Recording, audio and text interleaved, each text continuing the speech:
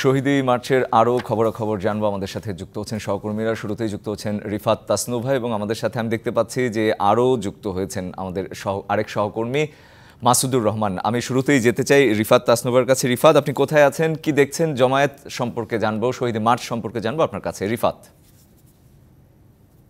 আপনি জিজ্ঞেস করছিলেন আমি কোথায় আছি। ঠিক এই মুহূর্তে আমি দাঁড়িয়ে আছি ফার্মগেট এলাকায় এবং আপনাকে একটু বলতে চাই, কিছুক্ষণ আগেই আমরা দেখিয়েছি যে শহীদি মার্চ কর্মসূচি আজকে বৈষম্য বিরোধী ছাত্র আন্দোলনের ডাকে পালন করা হচ্ছে। বিভিন্ন সড়ক তারা প্রদক্ষিণ করছে একটি মিছিল নিয়ে, যে মিছিলে অংশ নিয়েছে হাজারো মানুষ। শুধুমাত্র বৈষম্য বিরোধী ছাত্র আন্দোলনের যারা ছিলেন তারা নয়, এখানে অংশ নিয়েছেন বিভিন্ন শ্রেণী পেশার মানুষ এবং সব প্রায় অনেকগুলো বিশ্ববিদ্যালয়ের শিক্ষার্থীরা। এবং এই এলাকাটি যেমনটি বলছিলাম, যখন একটি পাশ দিয়ে তারা আন্দোলনকারী এবং আন্দোলনরত শিক্ষার্থীরা যারা ছিলেন বৈষম্য বিরোধী ছাত্র আন্দোলনের এবং যারা এই শহীদি মার্চের আজকে কর্মসূচিতে অংশ নিয়েছেন, তারা প্রদক্ষিণ করে গেছেন এবং অপর পাশটি কিছুটা যানজট ছিল। কিন্তু মুহূর্তের মধ্যেই আমরা দেখতে পাচ্ছি যে ফার্মগেট এলাকায় এখন আর কোনো তেমন তীব্র যানজট নেই এবং দুই একটি সিগন্যাল ছাড়া, অর্থাৎ যে সিগন্যালগুলো ফার্মগেটে আসলে সাধারণ পথচারীদের পার হতে হয়, সেই সিগন্যালগুলোই তাদেরকে পার হতে হচ্ছে। এবং আন্দোলনের বিষয়ে যদি একটু বলি, আমরা যতটুকু খবর পেয়েছি তারা এখন খামারবাড়ি হয়ে ফার্মগেট হয়ে কারণ বাজার দিয়ে বাংলা মোটর দিয়ে আবারও সেই ঢাকা বিশ্ববিদ্যালয় এলাকায়, শাহবাগ দিয়ে ঢাকা বিশ্ববিদ্যালয় এলাকায় দিকে যাবে।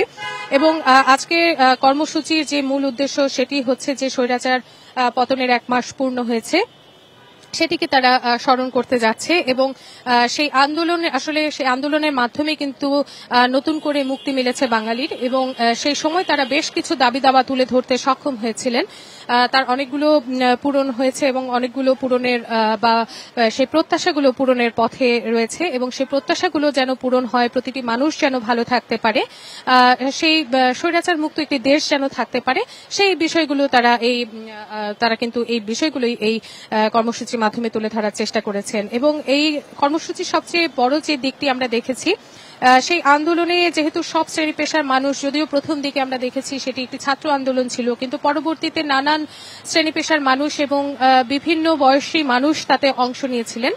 সেই তাদের মধ্যে অনেকে কিন্তু শহীদও হয়েছেন, বিভিন্ন রকমের সংঘর্ষের কবলে পড়ে শহীদ হয়েছেন। সেই শহীদদের কিন্তু তারা আজ আমরা দেখেছি যে গত 1 মাস কিন্তু তারা এই শহীদদের কথা সবাই স্মরণ করে গেছেন, কেউই ভোলেননি, হয়তো আগামীতেও কেউ ভুলবেন না, এটি ভোলার মতো নয়। কিন্তু তারপরেও আজকের এই দিনটিতে তারা যারা কর্মসূচিতে বিশেষ করে অংশ নিয়েছেন সবাই শহীদদের কথা বলছেন এবং একটি কথাই তারা বলতে চাচ্ছেন, যারা এই আন্দোলনকে কেন্দ্র করে ঢাকা এবং ঢাকার বাইরে যারা এই আন্দোলনে অংশ নিয়ে শহীদ হয়েছেন, বিভিন্ন জায়গায় যারা শহীদ হয়েছেন, তারা তাদের সেই শহীদদের তাদের স্মরণ করেছেন এবং সেই শহীদদের যারা হত্যা করেছে তাদের শাস্তির দাবি জানিয়েছেন তারা। একই সাথে এখানে সব পর্যায়ে শহীদদের স্মৃতিচারণ করেছেন এবং একই সাথে আহত অনেক ভাই বোনেরা রয়েছে যারা হাসপাতালের বিছানায় এখনো কাতরাচ্ছে।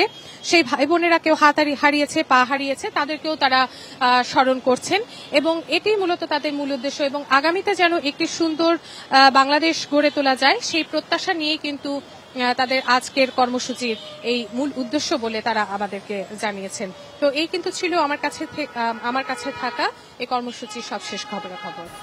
ধন্যবাদ আপনাকে তাসনুভা। মাসুদ, আমরা শুনছিলাম ফার্মগেট থেকে, আমি জানি যে আপনি এই শহীদ মিনারে রয়েছেন, সেখানে গিয়ে আসলে এই কর্মসূচি শেষ হবে বা মার্চ শেষ হবে, সেখানে জামায়াত কেমন দেখছেন, কি বলছেন তারা, যারা আগত রয়েছেন এই মার্চে, কি বলছেন তারা?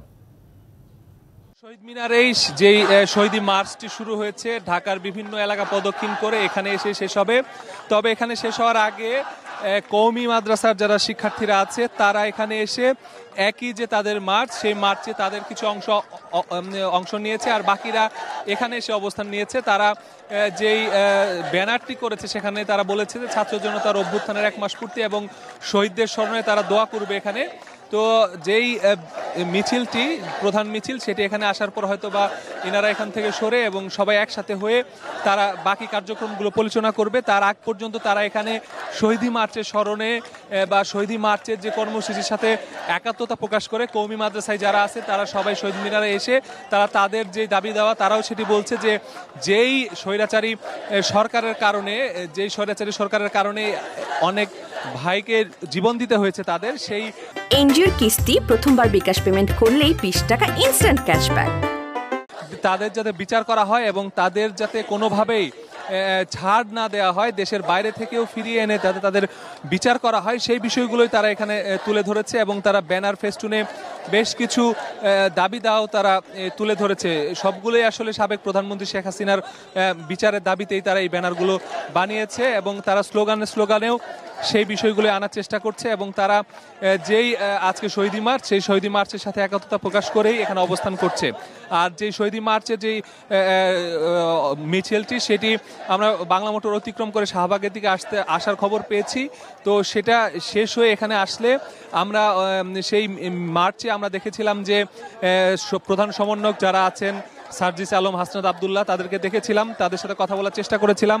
তারা যেটি বলেছে, তারা এখানে এসে তাদের যে আনুষ্ঠানিক যে কর্মসূচি সেটি এখানে জমায়েত হয়ে শেষ করবেন এবং পরবর্তীতে তারা কি ধরনের কর্মসূচি দিতে চান সেটির একটি রূপরেখা দিবেন। তবে আমরা এর আগেই যে বিষয়গুলো জানতে পেরেছি যে তারা এখন শুধুমাত্র ঢাকায় বসে থাকবেন না, তারা ঢাকার বিভিন্ন জায়গাগুলোতে পদক্ষেপ করবেন এবং করে যেখানে যে ধরনের বৈষম্য আছে সবার কথা শুনবেন, শুনে কর্মী এবং যারা ঢাকার বাইরেও আন্দোলন করেছেন তাদের সাথেও মত বিনিময় করবেন। সারা বাংলাদেশে ছাত্ররা কিভাবে ঐক্যবদ্ধ হয়ে যে কোনো দুর্যোগপূর্ণ মুহূর্তেও মোকাবেলা করতে পারে সেই বিষয়গুলো তারা যাতে করতে পারে সেটির জন্য তারা প্রস্তুতি গ্রহণ করবেন এবং সেটির একটি রূপরেখা হয়তো আজকে এখান থেকে ঘোষণা হতে পারে। আর এছাড়া মিছিলে যেই বিষয়গুলো আমরা বলছিলাম যে এখানে যেরকম স্লোগান দিচ্ছে, সেই মিছিলে আমি ছিলাম, সেই মিছিলেও বিভিন্ন ধরনের স্লোগান তারা দিয়েছে। সেই স্লোগানগুলো এরকমই যে আসলে যারা শহীদ হয়েছেন তাদের শহীদের রক্তের দাগ এখনো মুছে যায়নি, তা এখনো সেই বিষয়টি যাতে তাদের সম্মান জানানো, যাতে আমরা কোনোভাবেই পিছপা না হই বা তাদের যেই রক্তের বিনিময়ে যেই স্বাধীনতা তারা অর্জন করেছে সেই স্বাধীনতায় যাতে কোনো ধরনের কোনো রাজনৈতিক অপশক্তি এসে ফায়দা নিতে না পারে সেই বিষয়গুলো নিয়ে তারা আসলে তারা দাবি দেওয়া জানিয়েছেন। আর একটি বিষয় যেটি বলেছেন, এখনো অনেকে আহত আছেন, তাদের চিকিৎসার সুব্যবস্থা করা এবং সরকারকে তাদের চিকিৎসা নিশ্চিত হওয়ার আগ পর্যন্ত যাতে তাদের সাথে থাকে সেই বিষয়গুলো যাতে নিশ্চিত করা হয় সেজন্যও তারা আসলে দাবি জানিয়েছেন এবং তারা এই আহতদের চিকিৎসার জন্য তারা বিভিন্ন টিম গঠন করেছেন, টিম গঠন করে বিভিন্ন হাসপাতাল প্রদক্ষিণ করছেন, করে যার যেই সাহায্য দরকার হচ্ছে সেটি তারা করার চেষ্টা করছেন সরকারিভাবে বা বেসরকারিভাবে সকল প্রতিষ্ঠানকে তিনি আহ্বান জানাচ্ছেন। আর সমন্বয়ক পাশাপাশি উপদেষ্টা নাহিদ ইসলাম কিছুদিন আগে একটি তথ্য দিয়েছিল যে তাদের কাছে এখন পর্যন্ত এই আন্দোলনে 800 জনের প্রাণহানির একটি খবর এসেছে। তো তাদের পূর্ণাঙ্গ তালিকারও একটি দাবি এখানে উঠেছে যাতে পূর্ণাঙ্গ তালিকা তৈরি করা হয়, কে কিভাবে কোথায় নিহত হয়েছে সেই বিষয়গুলো সামনে এনে তাদের যাদের যেভাবে হত্যা করা হয়েছে সেই বিষয়গুলো যাতে তাদের বিচার করা হয় সেই বিষয়টি তারা নিয়ে একটি পূর্ণ তালিকা তারা তৈরি করার জন্য দাবি জানিয়েছে। আপাতত মিছিল এখন এখানে এসে পৌঁছায়নি, মিছিল এখানে এসে শেষ করে তারপরে তারা পরবর্তী কর্মসূচি ঘোষণা দিবে এবং আজকের এই যে শহীদ মার্চ কর্মসূচি সমাপ্ত ঘোষণা করবে। তখন তারা আসলে আপনার মাধ্যমে আরো নতুন নতুন তথ্য দর্শকদের জানানোর চেষ্টা করবে। এই ছিল আসলে আমার কাছে সর্বশেষ তথ্য। নিশ্চয়ই মাসুদ, আমি নিশ্চয়ই পরবর্তীতে আপনার কাছ থেকে আরো খবর জেনে নেব। ধন্যবাদ আপনাকে।